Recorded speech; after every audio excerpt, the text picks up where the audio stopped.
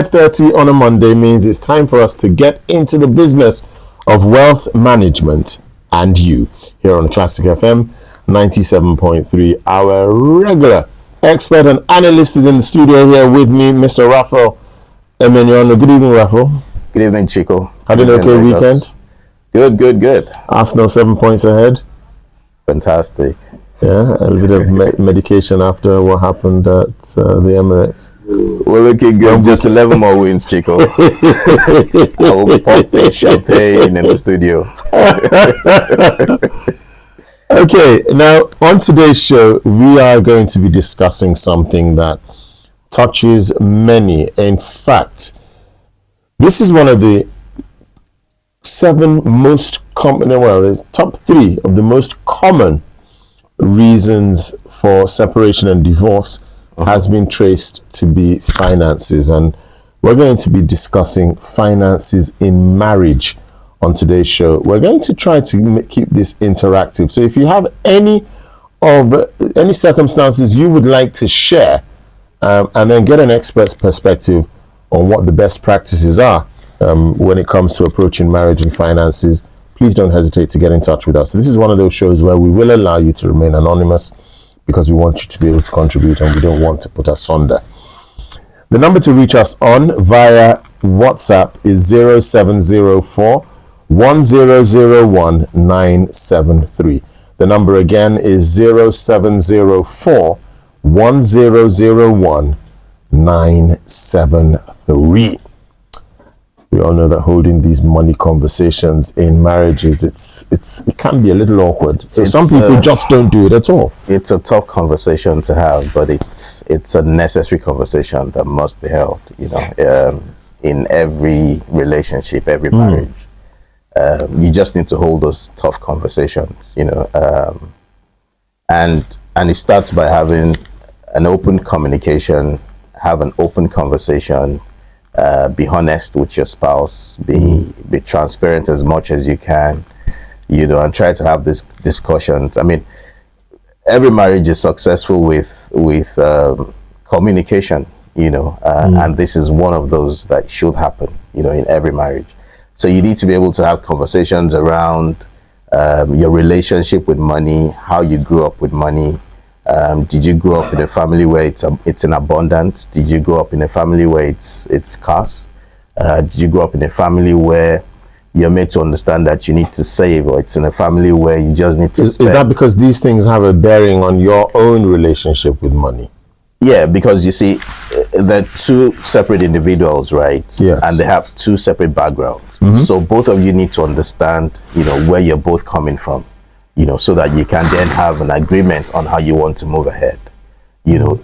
So apart from even the relationship with money, you need to be able to have conversation around what you like to spend money on. Some people like to spend money on traveling. Some people like to spend money on clothing. Some people like buying expensive things like Chico. Oh, please.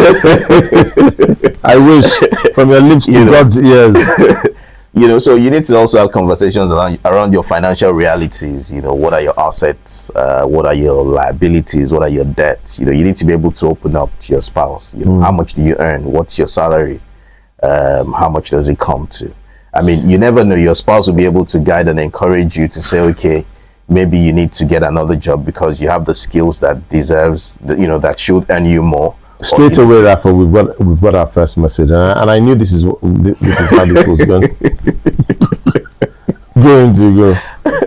And this says, as a man, I don't advise you to do this full disclosure thing your analyst is saying. Let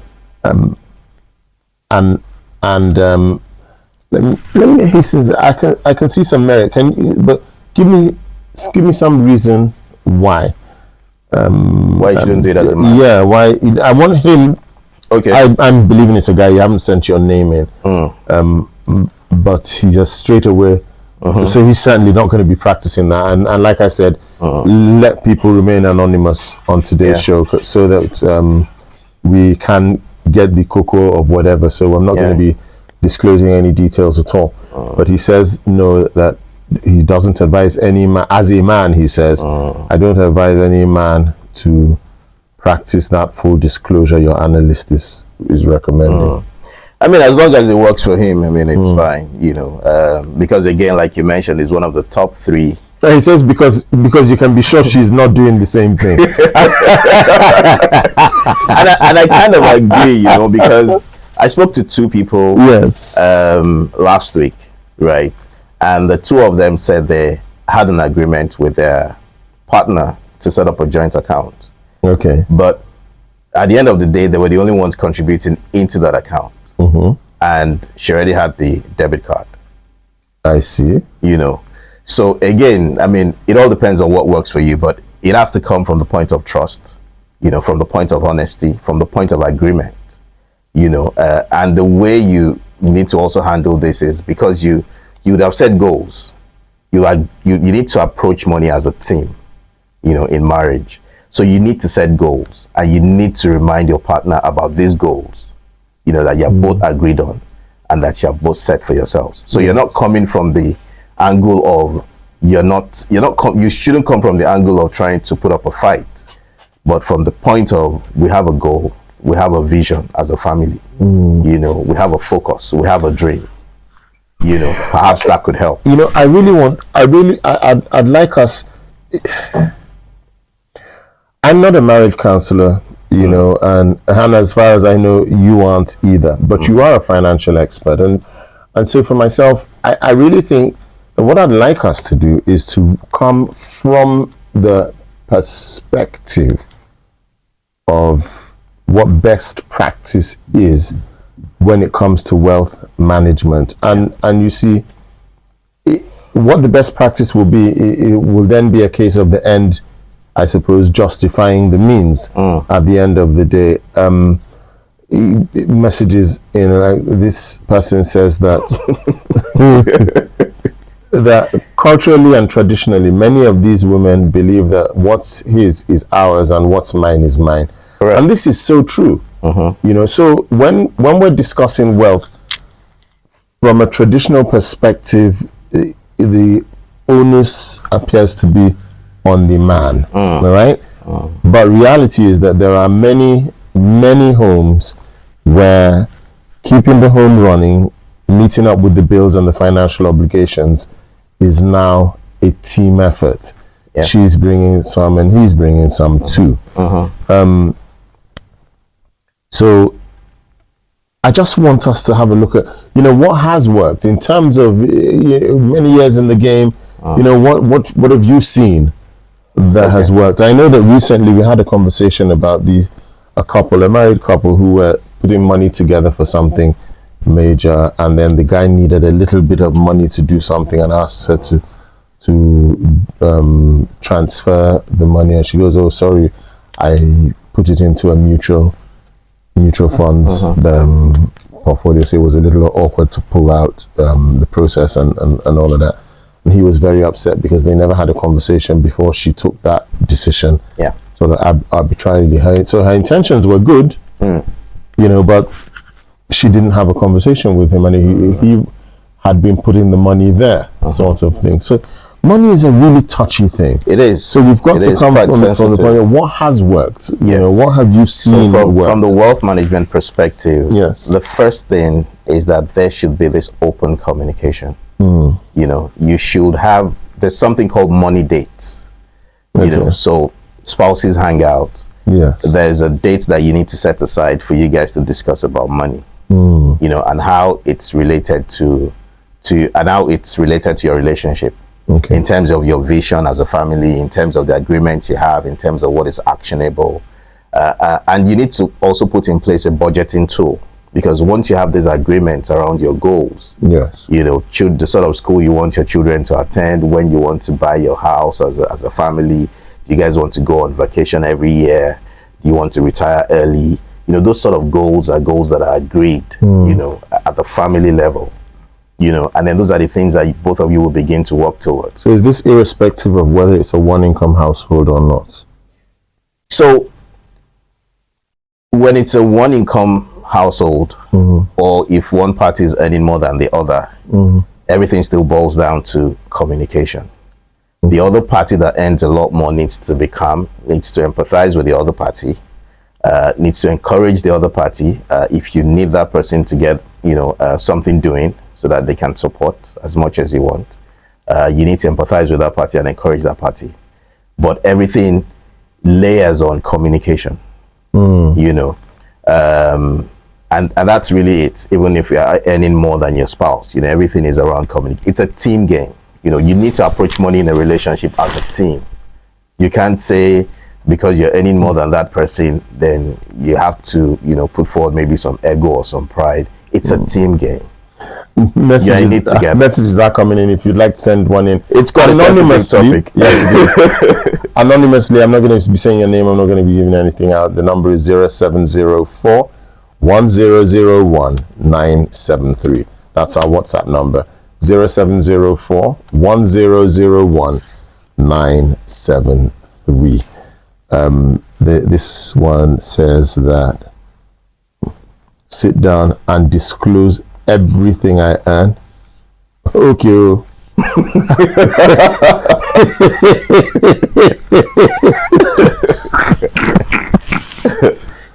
Remember, do you know I can relate to these sentiments being expressed. I really can.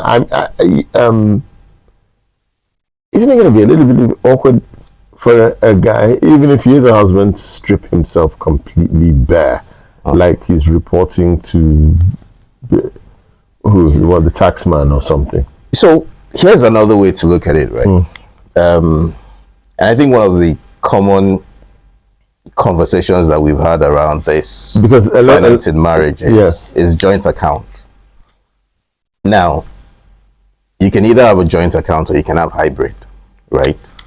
At least from the past years. What's the hybrid? So hybrid there's a joint account, and then both of you can have yours and mine, right? And then there's ours, right? Yes. Now this is where you've also agreed on sort of expenses that you want to fund together. Yeah. Now I'm an advocate of the hybrid, where there's yours, there's mine, and then there's ours. You can send voice notes if you're not. Someone says, can we send voice notes? I have a lot to say.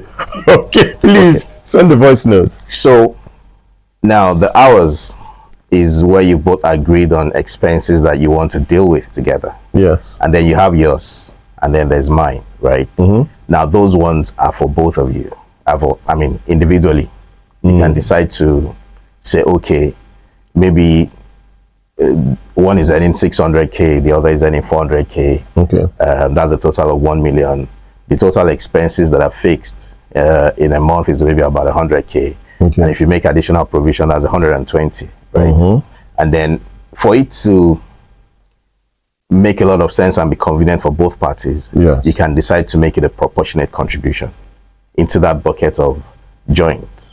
So let's say everybody brings 20%.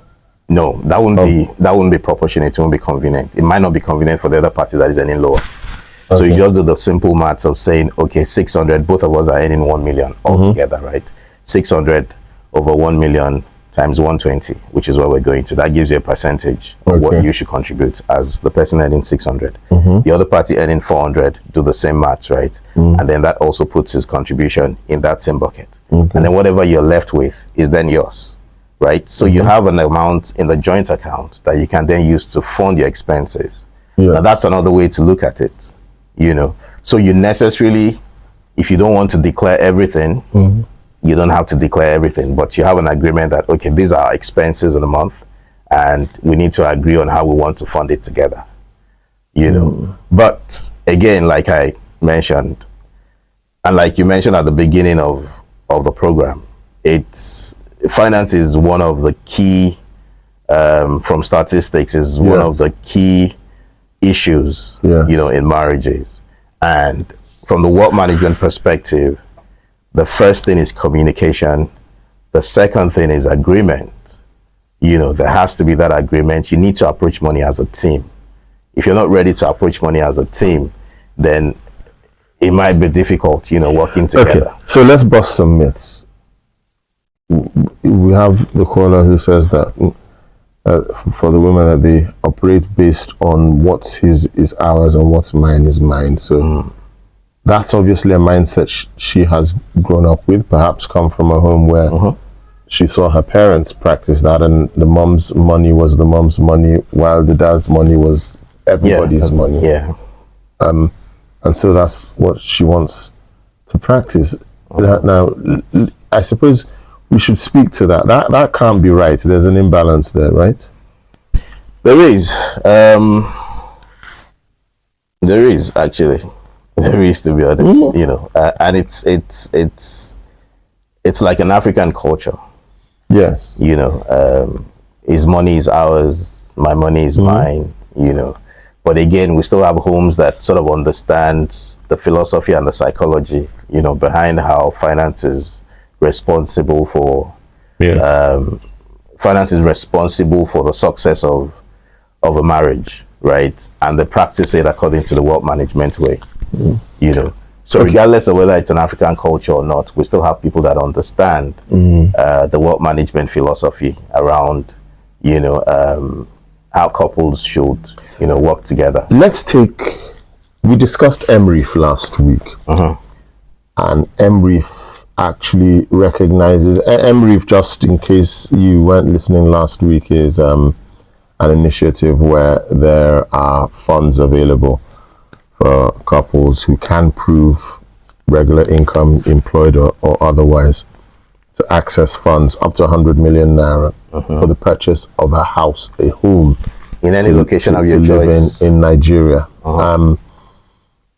And there's actually a component in MREF where they will consider two incomes. So as an individual, you might not qualify for the loan either because of the calculations that are done for your monthly repayments, but they will take a spouse's income into account as well. So essentially what it says is that with a bit of teamwork, the two of you, and a conversation, you can actually access that funds like that, which is another financial wealth management thing where you now own your own home. Correct. So I suppose it does demonstrate that teamwork is important.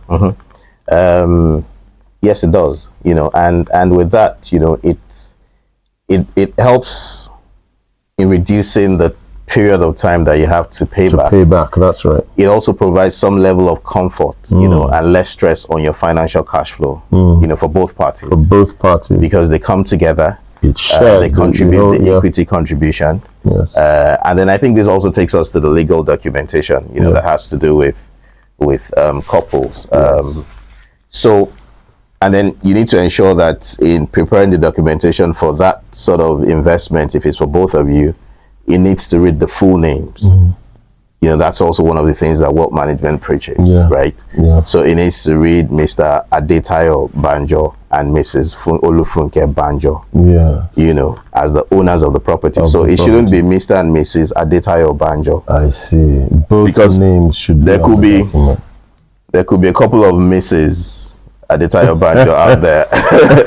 and then when it passes on, then you begin to see them, you know, come to play. So I kind of suspected what's happening today is going to happen. Loads of messages. This one says, if wealth management with couples is dependent on full disclosure and openness, as your analyst says, then that is why it fails. Because as soon as you disclose to the fullest to your spouse, she's thinking how she'll start spending to the fullest. This is my experience and the experience of all the men I know. So let me give you an example. Let me quickly say something to that. So, you know, when you tell somebody to, once you begin to acquire assets, not necessarily physical assets, it could be monetary, maybe your bank account, for instance. And then you tell that person that it's important that you get a will. The next thing the person will begin to think is that you want me to die, right? And it's still a cultural problem. You know, it doesn't mean that it's inevitable anyway, but it doesn't mean that the moment you put a will in place, you will die. But it's just something that you need to put in place, because if you see the reality of some families, because these things were not in place, right? The supposed beneficiaries or the loved ones are suffering today. But but that partner, right, had a whole lot that was sitting either in his pension fund account or in his bank account, and the inevitable happened. Yes. Right? We've seen families that had to pull children out of school because of this simple thing that wasn't put in place. Yes. You know. Meanwhile, So, there was funds wrapped up in probate. hundreds of millions of naira. Yes. You know.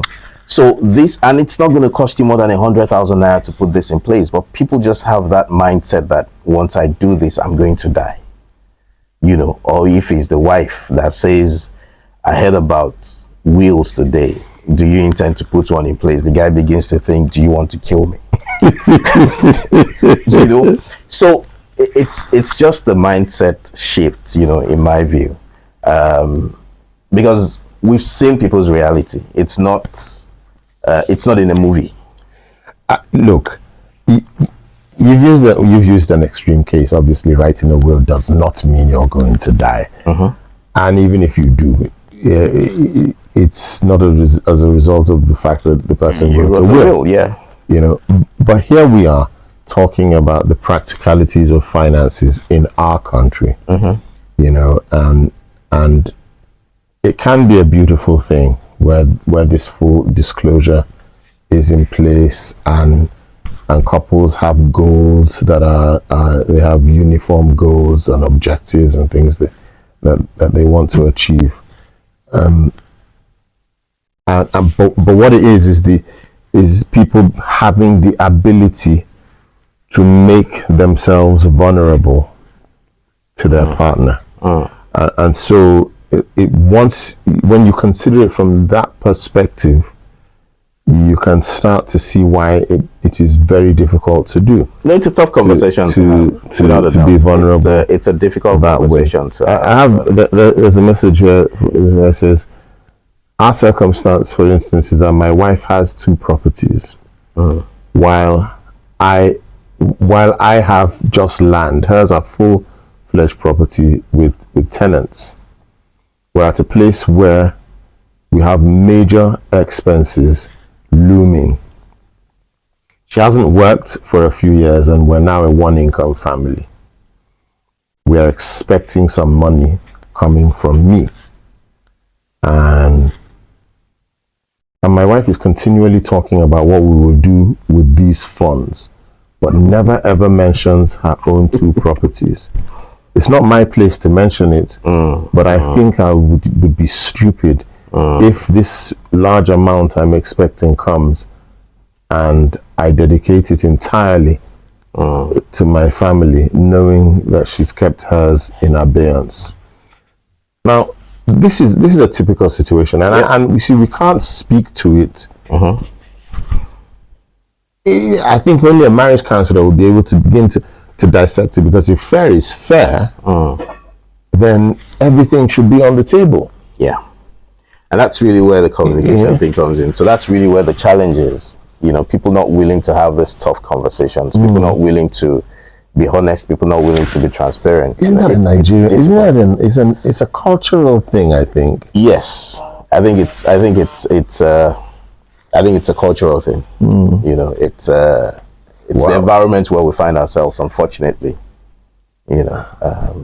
Okay, I do see the voice note that you've sent, if that was you to send it, but unfortunately, and I was keeping my fingers crossed that this wouldn't happen, but it has, where it's rolling and is not going to drop. Oh dear. Yes, sadly, and it's quite a long one, it looks like. So my failure to play isn't because I don't want to, it's because it's not dropping, it's just got a circle. It's just circling around and around, and once it does that, it doesn't usually then load, unfortunately. So you might want to try and summarize what you had to say and send it again, and you haven't got too much time. What we're discussing on the show today is marriage and finances, and I'm going to ask again that we just take some advice. Now, whether you put this in practice in your own marriage or not, it is important to know what the best practice is from a financial expert's perspective. And so that's what I'm going to ask Raphael to recap for us. So again, I think we've spoken about communication. We kind of emphasize what communication, what impact communication has to do, in marriage today. So that's really number one. Number two is that you need to approach money as a team. You need to be able to sit together and draw up what the vision of the family is. What are the goals for the family? What are we trying to achieve as a family? What school do we want the children to attend? Do we want to go on vacation every year? Do we want to buy a house? Do we want to set up our own business? Do we want to retire early? Those are goals that, you want to agree together, and then make them actionable, for both parties. I was once at an event, and a couple had to speak, and what they said was, before they got married, they had agreed on when they were going to buy their first home, right? And what they had said to themselves was, the wife wasn't working, the husband was working, but they had said to themselves that, okay, how do we cut our cost? Interestingly, they were not working in the financial industry. Okay. Both of them. And they said to themselves that, you know what, we're going to stop buying Ashwebi. That was the number one thing. Okay. Because the wife realized that her mom had a room in their house that was stocked with Ashwebi, and she only wore those clothes once. To the point that she bought one at about 250, 300,000 naira. So they agreed that they were going to stop doing that, and all they were going to ask their friends, because it was almost time for them to also get married, right? Maybe another year or thereabout. And all they were going to ask their friends that were getting married was, tell us the color, of the day, and then we'll be there in that color. Yes. So during their own wedding, there was no Ashwebi. It was just the color. And they had like 3 colors, which were common colors. Yes. Just so that. So they returned the compliment. Exactly. And that was an agreement from a young couple. So it's really about communication. It's about trust. It's about being honest with each other, being transparent with each other, agreeing to, set goals, that you both agree, make it actionable, have a budget in place, where you're able to track how you both spend every kobo. And if, somebody wants to, if you also want to have separate funds, then you can just have, for your common expenses, you can have that in a common bucket, and then you have the funds that you'll spend individually in separate buckets, right? And if there's someone that earns more than the other, I think that person just needs to encourage the other person and see that, you're approaching money as a team. And in terms of legal documents, there are room to have joint legal documents like wills, like trusts, like insurance. Yes. But again, there are reasons why you should also consider having them as individual documents. So I'll give you instances. So for a will, for instance, if you have a joint will, if you have a joint will, when a partner passes on, you can't amend that will. It is what it is. You can't amend it. So even if you remarry, you can't amend that will, to suit whatever your circumstances are. So what experts have advised is that you shouldn't have a mirror will. So both of you have individual wills, but similar in content, right? Yes. So that if one party passes on, you can benefit from that. The children can benefit from that almost immediately. Yes. And then yours still stands, right? And you can amend yours if you choose to, do so, in the future. In terms of trust, if you have a joint, trust, if the other party passes on, you can automatically, it becomes your responsibility, and you have access to whatever it is in that trust. But in terms of but what is advisable is that if you have blended families, it's advisable that you have individual trusts so that you can also protect your assets. Thank you very, very much. This one is first time on the show where we've actually ran out of time, as opposed to us just doing the full show. Thank you for all your messages. I suppose you have had the expert advice. Your circumstances, I suppose, are what's going to dictate this, and perhaps you should have the conversation at least, okay, irrespective of what's what. The expert advice is that you need to have a conversation about finances with your spouse. As difficult as that might be, it has to happen. Yes? Yes, Jacob. Communication can help. This has been Wealth Management and You. It comes your way at 5:30 every Monday on Classic FM 97.3. We will be joining you again next Monday with another edition of the show. I'd like to say thank you very much to Raphael, Emenyonu. Thank you, Chico. Thank you, Lagos, Nigeria. We'll take a break. When we come back, more music.